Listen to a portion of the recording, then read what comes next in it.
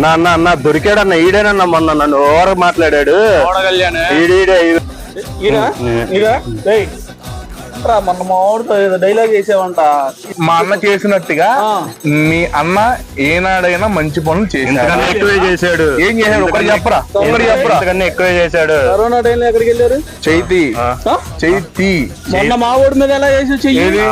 మొన్న మా ఊడి నేను ఇంటి మీద వేసా, నీ మీద వెళ్ళదు కదా.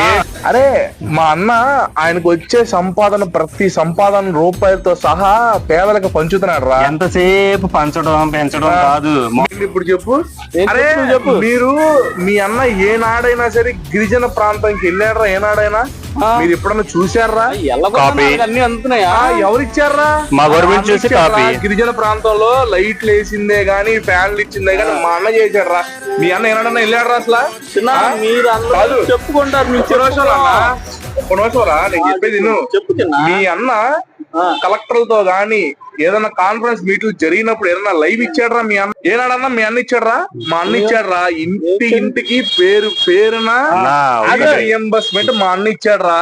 మీకేముందరా? మీకేంది? కొండల్ని చెక్కేయడమే. మీకు తెలిసిందల్లా ఒకటే, కొండల్ని చెక్కేయడం తప్ప మీకు ఏది చేత కాదు. మంది చచ్చిపోయారు. అన్న ఆగండి అన్న, ఎందుకు గొడవ పడుతున్నారు మీరు? అర్థం లేని గొడవ ఇది. మనకి ఏమీ లేదు, రాజకీయాలు జరుగుతూనే ఉంటాయి ఇలాగే. మనం పేదవాళ్ళం, మన బతుకు ఇంతే.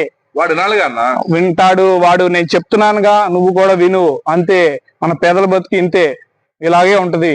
మనం ఏంటంటే వాళ్ళు వచ్చినప్పుడు మన ప్రేమ మన గుండెల్లోనే ఉంచుకోవాలి. నీ ప్రేమ నీ గుండెల్లో ఉంచుకోని. ఇది పోట్లాడుకుంటే ఏమొస్తుంది? పోట్లాడుకుంటే ఏమొస్తుంది? నువ్వు కష్టపడితేనే నీకు పూట గడుచుద్ది. నీకు నువ్వు అంతే. ఇప్పుడు పోట్లాడుకుంటే ఏమీ జరగదు, అంతే.